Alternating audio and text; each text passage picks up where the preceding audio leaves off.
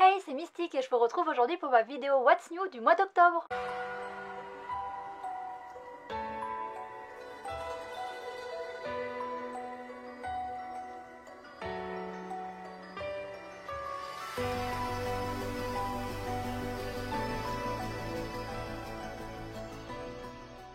Je vous retrouve aujourd'hui avec une nouvelle vidéo What's New pour présenter les nouveautés qui vont sortir durant le mois, et on peut dire que le mois d'octobre est encore un mois chargé, on sent que Noël approche. On sent aussi que Halloween est tout prêt puisqu'il y a pas mal de titres dans ce thème. Dans ma dernière vidéo de ce genre, je vous avais demandé si vous préféreriez une grosse vidéo comme je faisais jusqu'à présent ou deux plus petites, et les gens qui ont répondu en commentaire, la majorité m'ont dit qu'ils préféraient une grosse vidéo quitte à la regarder en plusieurs fois, et donc aujourd'hui je vous retrouve avec une grosse vidéo, une énorme vidéo parce qu'il y a beaucoup de sorties. Pour ceux qui n'ont pas envie de regarder toute la vidéo, je rappelle qu'en barre d'infos je mets tous les titres que je présente et je mets le timecode pour que vous puissiez aller à l'endroit de la vidéo qui vous intéresse, même si moi personnellement ça m'arrange pas tellement puisque sur YouTube pour les stats, eh bien c'est important que vous regardiez le maximum ma vidéo, le watch time, tout ça, ça compte beaucoup, et donc du coup ça m'arrange pas tellement si vous allez voir seulement 3 minutes de ma vidéo, mais j'imagine bien que la plupart des gens n'ont pas forcément envie de se taper une vidéo d'une demi-heure, donc je comprendrais, mais si vous pouviez regarder tout, ça m'arrangerait bien. D'ailleurs je ne le dis pas souvent, mais si vous débarquez sur cette chaîne, n'hésitez pas à vous abonner, mettre un petit pouce en l'air, un petit commentaire, ça fait toujours plaisir, ça vous coûte pas grand chose et moi ça m'arrange beaucoup. J'en ai fini avec ce petit instant d'autopromo et je commence ma vidéo par vous renvoyer vers ma précédente vidéo What's New,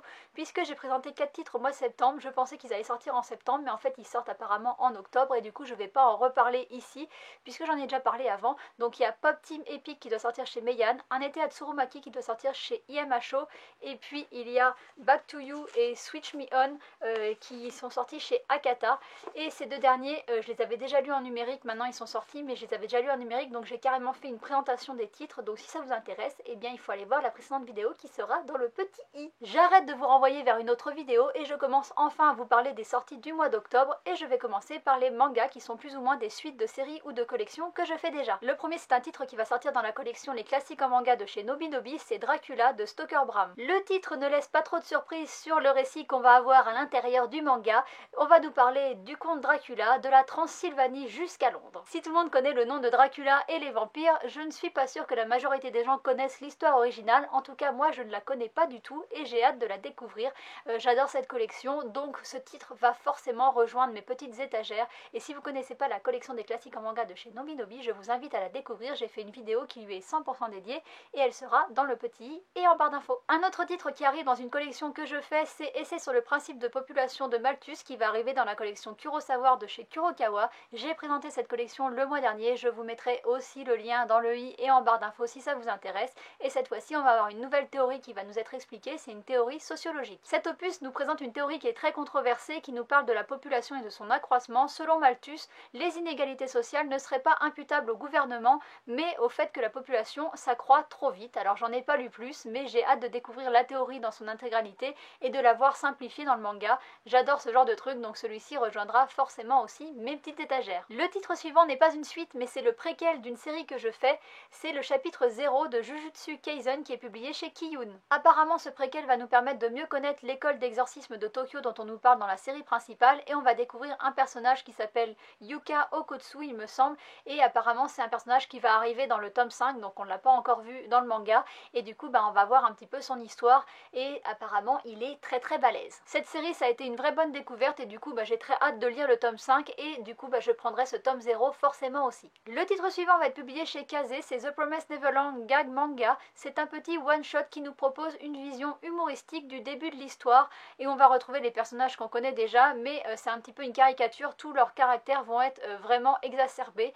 Alors je suis pas sûre de le prendre, je le feuilleterai avant de l'acheter parce que quand même l'histoire de base est quand même pas sur un ton drôle, et du coup je me demande vraiment ce que ça peut donner et je suis pas sûre d'apprécier, donc du coup je regarderai avant. Alors après si c'est bien fait, bien sûr je vais craquer parce que je suis une grosse fan de cette série, mais j'ai pas envie que ça soit un truc vraiment un peu débile, parce que je trouve que le ton très sérieux et très sombre de cette série est vraiment très bon. Le prochain dont je vais vous parler, c'est un nouveau one shot de la série Emanon qui va être aussi publié chez Kiyun comme tous les précédents, et cette fois-ci le titre c'est Rêverie série des Manon. Alors normalement c'est un one shot, mais comme il y a déjà trois one shots qui sont sortis sur la même histoire et que les histoires se suivent, je suis plus sûre qu'on peut parler de one shot, mais du coup cette fois-ci on va avoir une histoire qui est un peu différente de ce qu'on a eu d'habitude, puisque il faut savoir que Manon, c'est une jeune femme normalement qui porte en elle toute la mémoire depuis la création de la Terre, et cette mémoire en fait elle se passe de mère en fille, de génération en génération, et quand la mère accouche de l'enfant, elle oublie tout ce qu'elle savait, elle oublie tout, en fait elle oublie qui elle est,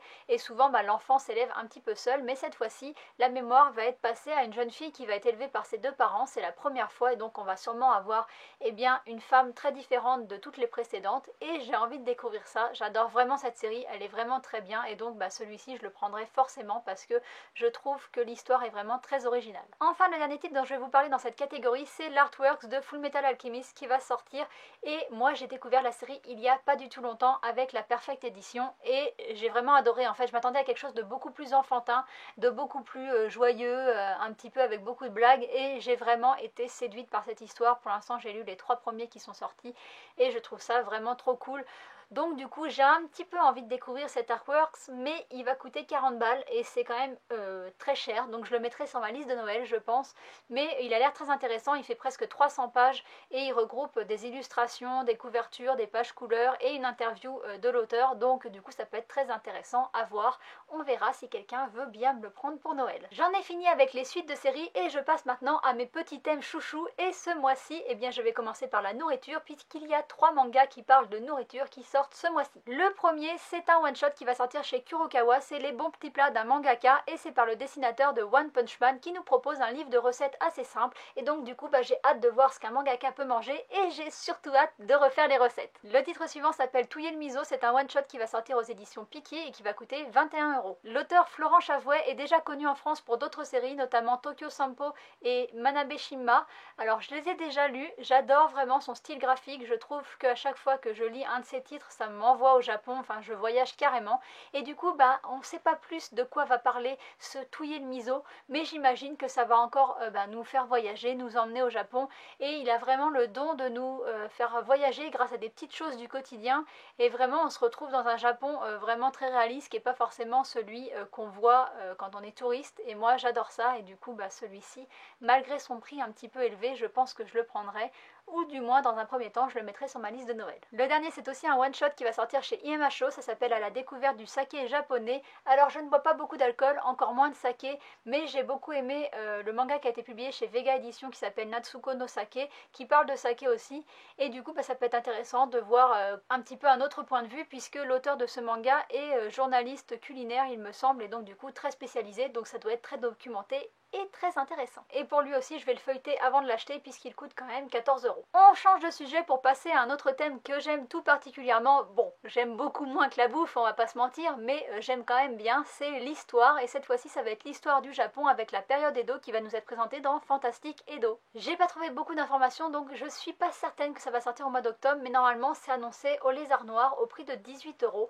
donc on verra si ça sort bien en octobre. Si c'est le cas, comme ça coûte 18 €, je le mettrai sur ma liste de Noël, mais j'y jetterai forcément un œil parce que ça a l'air très intéressant. On entend beaucoup parler de la période Edo dans beaucoup de mangas, mais moi j'y connais rien en histoire du Japon, et donc du coup d'avoir un aspect beaucoup plus historique, ça peut être très intéressant, très très cool. Et du coup, même s'il coûte cher, il y a quand même des chances que à long terme, il rejoigne ma bibliothèque. J'en ai fini avec mes sujets favoris, je passe donc aux mangas que j'ai déjà lus et que je peux donc vous présenter, et ce mois-ci, il y en a 7. Le premier que je vais vous présenter va être publié chez Doki Doki, ça s'appelle Je suis un assassin et je surpasse le héros. C'est un shonen qui est en cours avec 3 tomes. C'est l'isekai numéro 8298 de cette année, j'ai l'impression que cette vague ne s'arrêtera jamais, mais cette fois-ci encore, Doki Doki a fait un super choix. Cette fois-ci, ce n'est pas une seule personne, mais toute une classe qui va se faire téléporter dans un monde de fantasy où la magie existe, et s'ils se retrouvent là, c'est parce que le roi et sa fille les ont invoqués pour leur demander de se battre pour eux et de tuer le roi démon. En invoquant toute une classe, ils s'assurent d'avoir un héros qui va normalement être la personne qui va tuer le roi démon et toute son armée, puisque les autres vont pouvoir l'épauler. De ce fait, chaque élève va se retrouver avec un pouvoir qui lui est propre, tout comme ses points de vie et ses compétences. Et toutes ces informations sont consultables grâce à un affichage digne d'un jeu vidéo. Franchement, c'est quand même bien pratique, je serais curieuse de voir mes stats si ça existait dans notre monde. Je pense qu'elle serait pas terrible. Le personnage principal de l'histoire s'appelle Akira, c'est un garçon assez solitaire et il ne va pas se voir attribuer le rôle de héros, ça serait trop simple et déjà vu. Lui, c'est un assassin, mais pas n'importe quel assassin, il a vraiment des statistiques de malade. Alors déjà que les personnes qui sont invoquées ont des statistiques normalement supérieures aux habitants du monde, lui, c'est complètement hors norme. Il a des compétences qui sont déjà au max, ses statistiques sont complètement fumées, il est presque imbattable. D'ailleurs, ses compétences vont s'avérer bien pratiques et il va tout de suite les mettre en action. Il va d'une part se servir de son camouflage pour échapper au radar du roi et de sa fille et pour ne pas passer devant tout le monde pour montrer eh bien, justement ses statistiques parce qu'il est tellement au-dessus de tout le monde que ça paraîtrait un petit peu louche et qu'il se ferait repérer. Et il va se servir d'une autre compétence qui est la compétence négociation. Alors ça peut paraître un petit peu bizarre, mais il a une compétence de négociation très forte, tellement forte qu'il arrive à lire un petit peu les gens, à savoir ce qu'ils pensent et à voir leurs intentions cachées. Et il sent bien qu'il y a quelque chose avec le roi qui n'est pas clair et du coup il va décider de mener l'enquête et pour savoir eh bien, si son intuition est bonne, je vous inviterai à lire ce titre. Moi en tout cas j'ai beaucoup aimé, j'aime ce personnage principal qui est anti-héros, il fait un peu penser à Naofumi de The Rising of the Shield Hero. Le mec en fait a des compétences vraiment forte, mais en fait il est presque détesté de tout le monde et c'est le cas aussi dans ce titre et ça c'est très intéressant. Et puis il y a toute l'intrigue qui se fait autour des intentions du roi et de sa fille, pourquoi ils ont été invoqués. En fait bon, on va très vite s'apercevoir que son intuition est bonne, sinon il n'y aurait pas d'histoire, et on va voir qu'il y a d'autres personnages secondaires qui sont aussi très importants, notamment d'autres camarades de classe, mais j'en dirai pas plus parce que sinon je vais vous spoiler.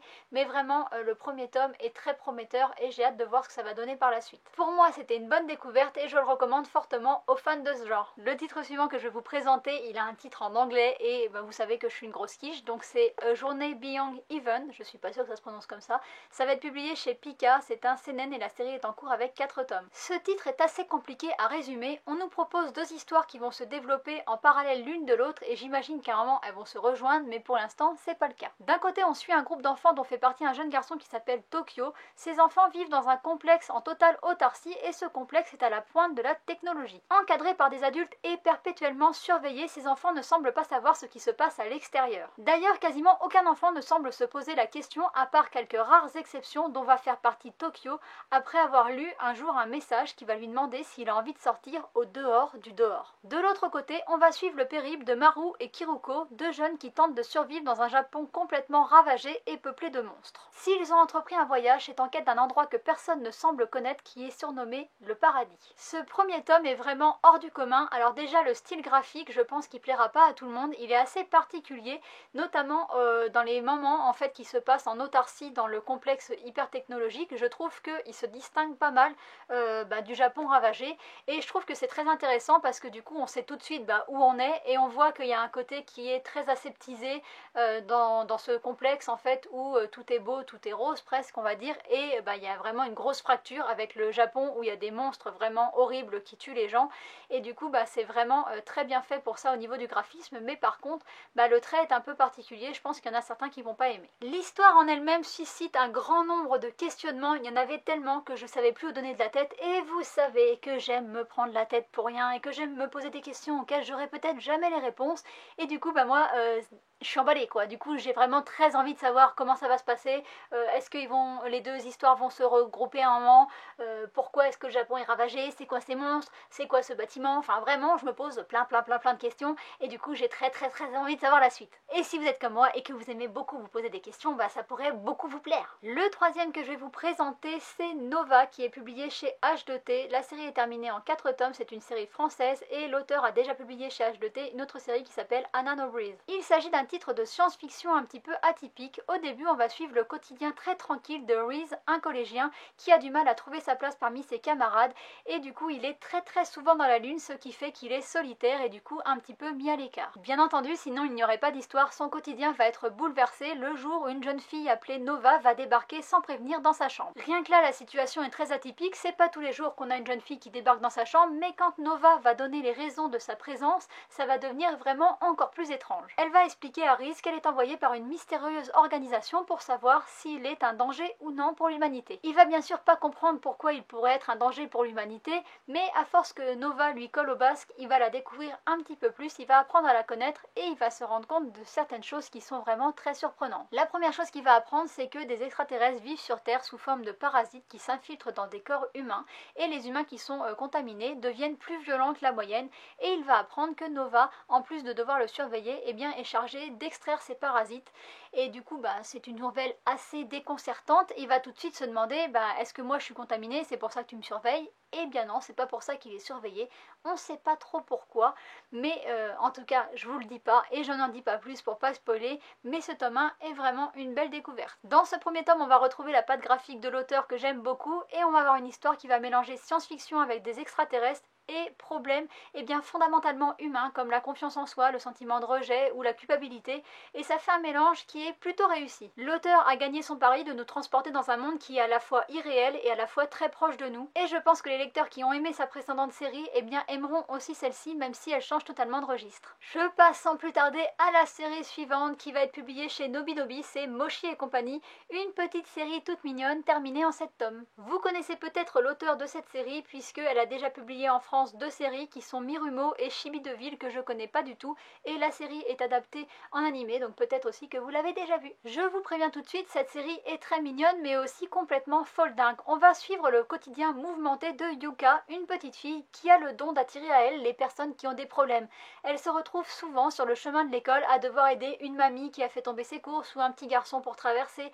Et un jour, en rentrant de l'école, elle va tomber sur Mochi, une petite boule toute bizarre, un petit être qui sort de nulle part et qui est coincé dans un trou. Ce petit être, ce n'est pas un extraterrestre que vous connaissez très bien, c'est un intraterrestre, c'est un être qui vit à l'intérieur de la Terre normalement, et celui-ci a décidé de sortir, et quand il est sorti, il a trop mangé, il s'est goinfré de sucreries, et s'il est coincé dans son trou, c'est parce qu'il n'arrive plus à retourner sous terre. Au moment de la rencontre, Mochi va être totalement paniqué puisqu'en voyant Yuka, il va s'imaginer qu'elle va le prendre et l'emmener dans un laboratoire pour faire des expériences sur lui, puisque c'est une espèce de vie inconnue. Il devrait, selon lui, servir de cobaye, et ça va tellement lui faire peur qu'il va s'évanouir et se réveiller chez Yuka.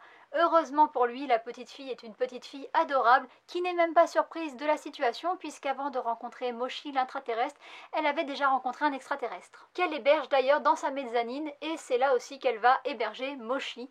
Je vous l'ai dit, cette histoire est très mignonne mais très farfelue. Aussi farfelue que le quotidien de nos personnages, et moi j'ai beaucoup aimé cette série, d'ailleurs elle fait un carton au Japon, elle a reçu le prix du meilleur manga jeunesse et je pense qu'elle ravira les petits et les grands enfants. Le titre suivant va être publié chez Akata, c'est You've Got a Love Song, c'est un one shot, c'est un shoujo et c'est par l'auteur de En proie au silence. Et si vous avez déjà lu l'autre série, vous vous doutez qu'on va pas être sur un titre qui va être léger et guilleret. Dans ce one shot, on va retrouver 4 petites histoires qui nous parlent chacune à leur manière des relations humaines. On va suivre la vie morose d'un couple avec un enfant où la femme ressent un grand vide à l'intérieur d'elle et où son quotidien en fait ne lui apporte plus d'intérêt. On va suivre brièvement 2 adolescents qui ne semblent pas trouver leur place dans notre monde. Et enfin, dans 2 histoires différentes, on va assister aux retrouvailles de 2 couples adultères. D'un côté des retrouvailles que je qualifierais de cruelles et de l'autre des retrouvailles surprenantes. Ce recueil se lit très vite, les histoires sont très courtes mais on retrouve parfaitement la patte de l'auteur, aussi bien pour le dessin que pour sa manière de raconter les relations humaines et ce côté assez un petit peu glaçant, je dirais. Elle a une vision très crue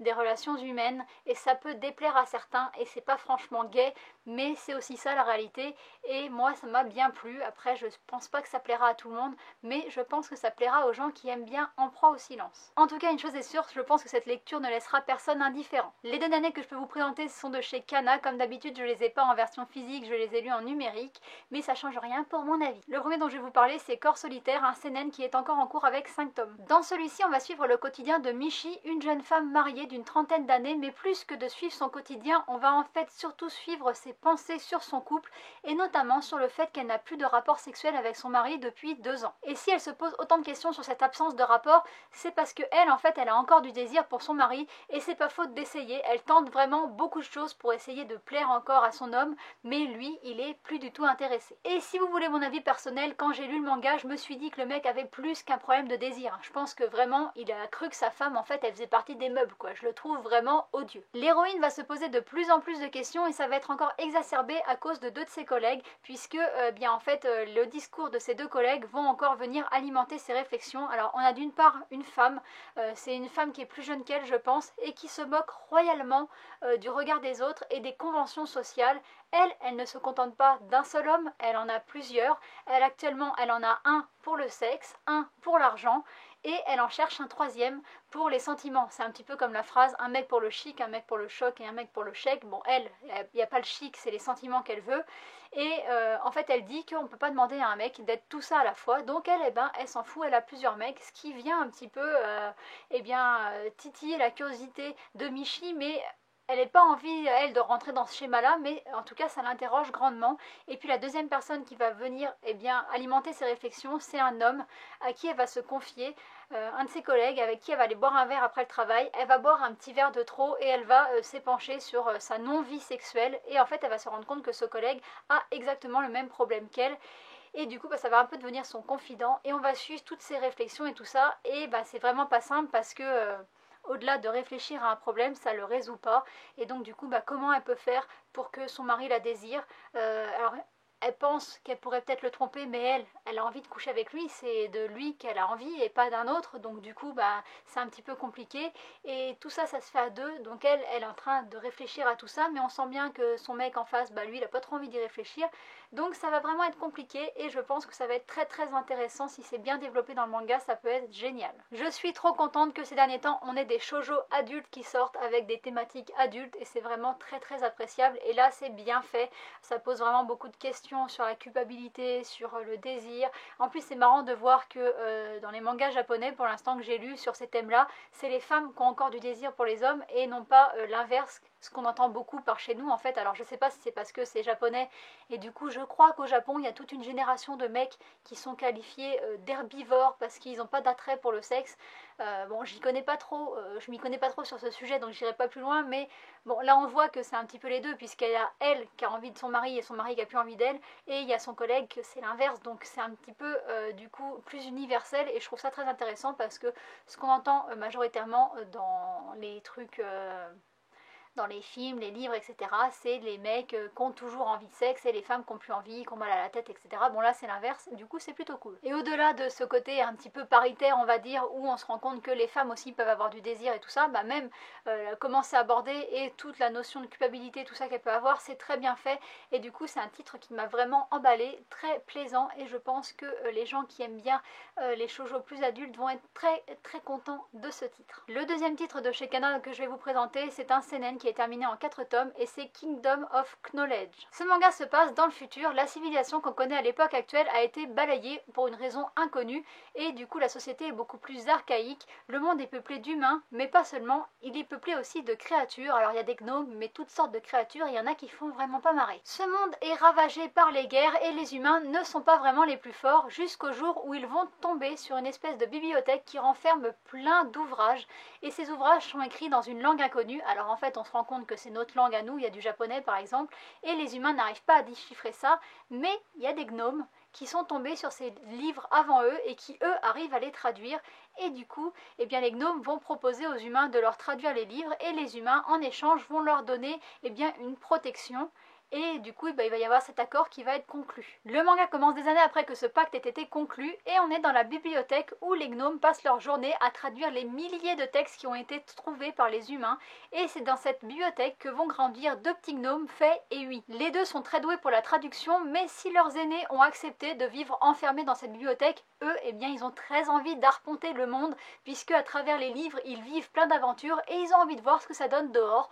Mais c'est pas possible tant que les ouvrages n'ont pas été traduits, ils n'ont pas le droit de sortir de la bibliothèque et donc du coup ils vont se donner à fond pour traduire tous les ouvrages et un jour tout va être traduit, les plus de 20 000 ouvrages qu'il restait vont tous être traduits et ils vont espérer pouvoir sortir. Et c'est ce jour-là qu'ils vont se rendre compte du vrai visage des humains qui n'ont pas du tout envie que ces connaissances soient éparpillées dans le monde.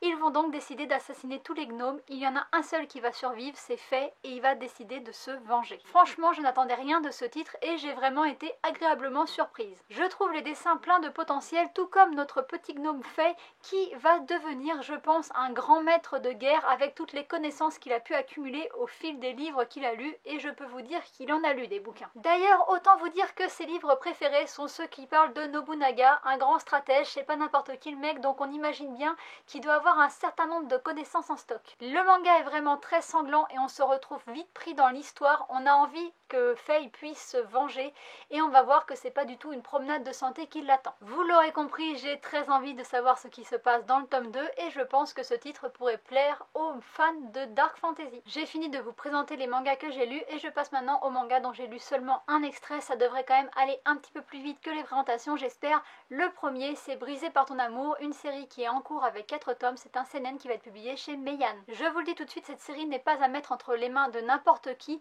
et même l'extrait est vraiment hard. Je ne vais pas spoiler ceux qui n'ont pas lu l'extrait, mais il faut savoir que le manga commence par la fin de l'histoire. On sait donc tout de suite que ça va être quand même assez tragique. Dans le titre, on suit le quotidien de Kanae, une jeune lycéenne qui a été très fortement harcelée quand elle était au collège. Depuis, son quotidien a changé, depuis qu'elle est au lycée, elle a des amis, mais elle a toujours peur de faire un faux pas. Elle est tout le temps en train de stresser, de retomber dans ce harcèlement, et du coup, elle est quand même assez spéciale. Et il y a un seul moment où elle se sent bien, où elle se sent utile, c'est quand elle se prostitue auprès d'hommes plus âgés. Là, elle a l'impression de servir à quelque chose et d'être à sa place. Et un jour, elle va se faire surprendre par un garçon qu'elle connaît et au lieu de la rejeter, il va lui proposer son aide et elle va immédiatement tomber amoureuse de ce garçon. Mais ça va pas très bien se finir, j'imagine, vu comment commence le truc. Je vous l'ai dit, c'est pas du tout gay, ça parle de harcèlement, de traumatisme et de prostitution et pas que. Et franchement, on est tout de suite mis dans le bain et ce manga, en fait, il peut pas laisser indifférent. Alors, ça titille un petit peu chez moi, ma curiosité malsaine.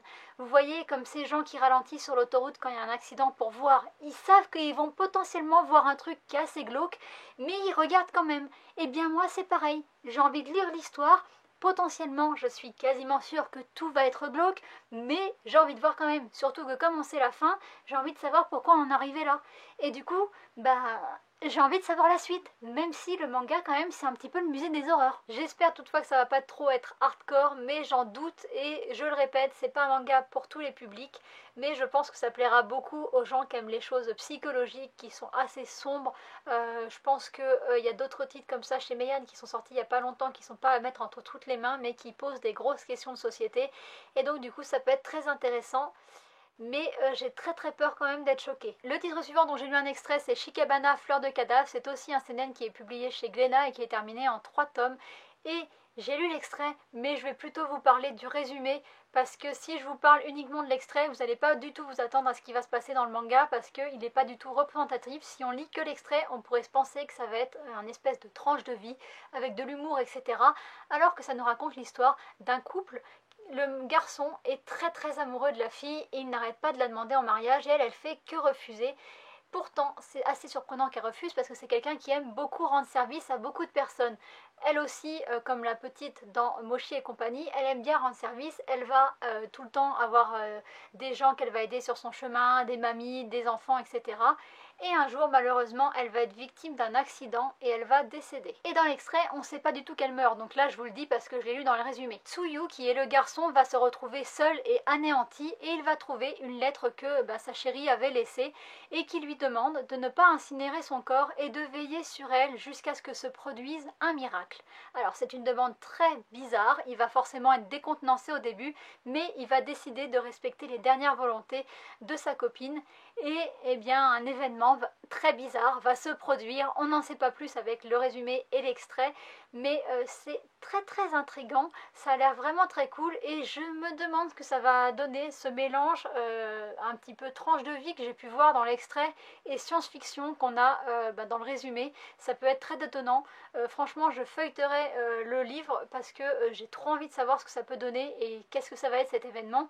Est-ce qu'elle va se réveiller ou est-ce que ça va être un truc horrible? Enfin, est-ce que si elle se réveille, elle va être normale ou est-ce que ça va être un zombie? Enfin voilà, je me pose déjà plein de questions et du coup, j'ai très envie d'en savoir plus. Donc j'y jetterai un petit coup d'œil. Le dernier titre dont j'ai lu un extrait, c'est Colorless, un seinen qui est en cours encore avec 3 tomes, qui est publié chez Shiba et c'est le deuxième manga publié de cette maison d'édition. Dans ce manga, le monde que l'on connaît n'existe plus, il a été ravagé par une gigantesque éruption solaire qui a tout emporté sur son passage. Non seulement les données stockées sous forme électronique ont disparu, donc toute une part du savoir qu'on avait n'existe plus, mais en plus de ça, les pigments ont été aussi emportés et du coup, il n'y a plus de couleur, le monde est dans un perpétuel noir et blanc. Le paysage a évidemment changé, mais les humains aussi, ils ont subi des mutations et tout le monde a une tête vraiment très étrange. C'est dans ce monde que vit Avidja, une jeune fille qui fait des recherches sur les pigments et elle va prendre sous son aile Chie, un jeune garçon. Alors on ne sait pas trop qui c'est ce jeune garçon parce qu'on n'en parle que dans le résumé, mais du coup, c'est l'aventure de ces deux personnages qu'on va suivre. Alors elle fait des recherches sur les pigments parce qu'elle pense que les pigments peuvent être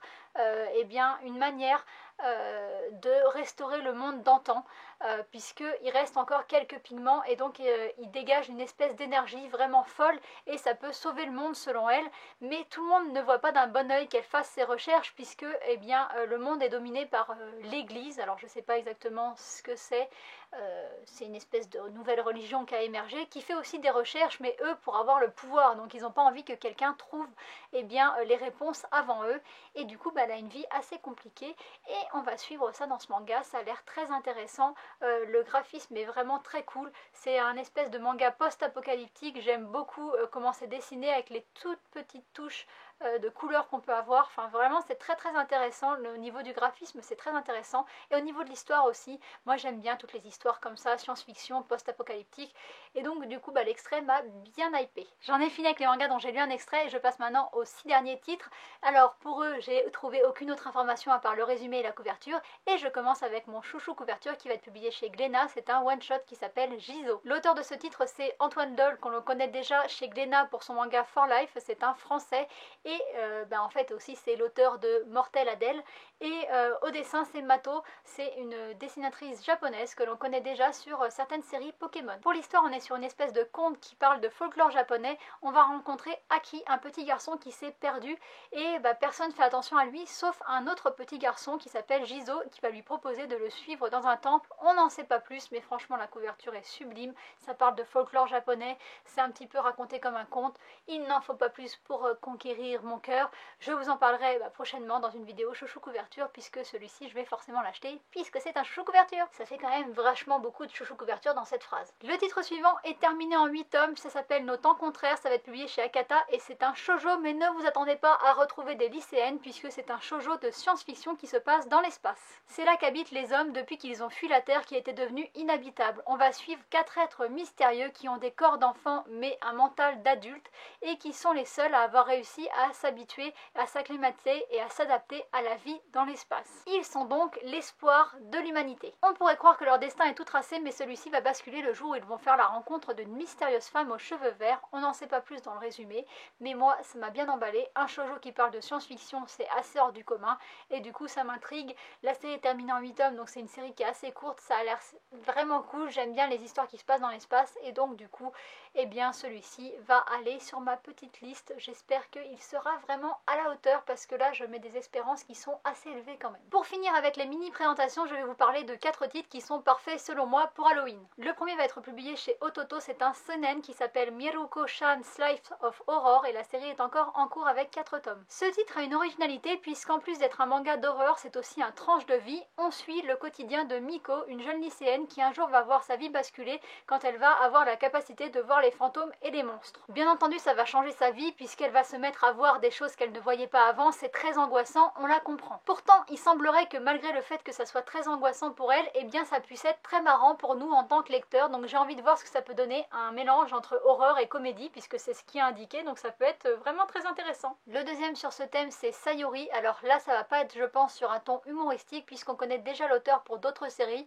Alors il y a High School Girl ou Beep Beep Boy qui sont pas du tout de l'horreur, mais il y a quand même aussi Le Personnage qui est un manga qui m'a traumatisée et qui est vraiment très glauque. Dans ce titre, on va suivre l'histoire d'une grand-mère et de son petit-fils qui vivent dans une grande pauvreté. Le sort s'acharne sur eux et en plus, ils n'ont pas de chance parce que la maison dans laquelle ils habitent, il y a des phénomènes étranges qui s'y passent et comme ils n'ont pas l'argent pour déménager, ils vont décider de combattre ces phénomènes étranges. On n'en sait pas plus dans le résumé, j'ai pas trouvé d'extrait. Le dessin a l'air de coller à ce qu'on connaît de l'auteur et donc du coup on verra si ça a l'air cool. La série est terminée en 2 tomes, je prends pas un grand risque si je la jette, mais je feuilleterai quand même avant parce que Le Personnage, c'est vraiment une histoire qui est très étrange et un petit peu malsaine, je dirais. Donc j'ai pas envie de retomber sur une série comme ça, mais je pense que par contre ça peut être parfait pour Halloween. Les 2 derniers mangas dont je vais vous parler sont publiés chez Soleil Manga et les titres sont assez équivoques pour savoir tout de suite de quoi on va parler. Le premier, c'est Nosferatu, un seinen terminé en 4 tomes. Dans celui-ci, on va suivre Laura, une jeune femme qui a décidé d'éradiquer les créatures diaboliques, notamment un Nosferatu. Alors c'est marqué Nosferatu dans le résumé, donc je vous dis ça, mais j'imagine que c'est un vampire.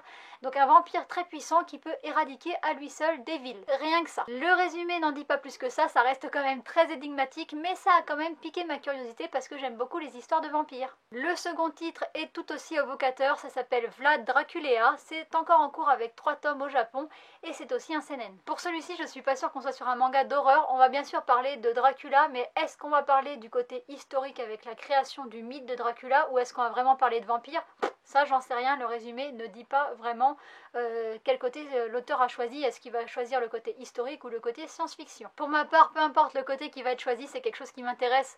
Qu'on parle vraiment de vampires ou qu'on parle de création du mythe du vampire, moi je trouve ça vraiment très cool. Ouais, je sais, je trouve vachement de trucs très cool dans cette vidéo. Mais c'est comme ça, je suis comme ça, je trouve plein de trucs cool, donc je vous en fais part. C'est quand même assez cool, non? Vous serez heureux de savoir que j'ai enfin terminé de vous parler des nouveautés qui vont sortir ce mois-ci. Il me reste quand même quelques petites infos à vous donner. Il s'agit de la réédition de 3 titres qui vont sortir ce mois-ci. Le premier, c'est l'édition Eternal de Sailor Moon qui va sortir. Moi, je la prendrai pas parce que j'ai déjà les titres Sailor Moon et je suis pas une méga fan, mais ça peut peut-être intéresser les gens qui sont très fans. Ça va être publié chez Pika, tout comme la réédition de Fossiles de rêve qui est en fait un one-shot qui regroupe les histoires courtes de Satoshi Kon, qui est un auteur très connu et aussi qui est très connu pour ses films d'animation. Mais c'est pareil, j'ai déjà le titre donc je prendrai pas. Par contre, il y en a un dernier qui pourrait m'intéresser. Ce dernier, c'est 20th Century Boys de Naoki Urasawa. Alors, on m'en a beaucoup parlé, on me l'a beaucoup conseillé. D'ailleurs, on entend beaucoup parler de Naoki Urasawa ces derniers temps. J'ai déjà présenté 2 mangas de lui le mois dernier. Et du coup, là, la réédition, ça va être 16 € par tome, ce qui est quand même beaucoup. Donc, j'hésite. Donc, on verra bien si je me lance ou pas. Peut-être aussi sur la liste de Noël. Mais en tout cas, je voulais vous donner l'information. Cette fois-ci, j'ai vraiment terminé. J'espère, comme d'habitude, que ça vous aura plu. N'hésitez pas à me dire en commentaire, vous, ce que vous avez repéré pour ce mois-ci. Et puis, je vous dis à bientôt pour une prochaine vidéo. Bye bye!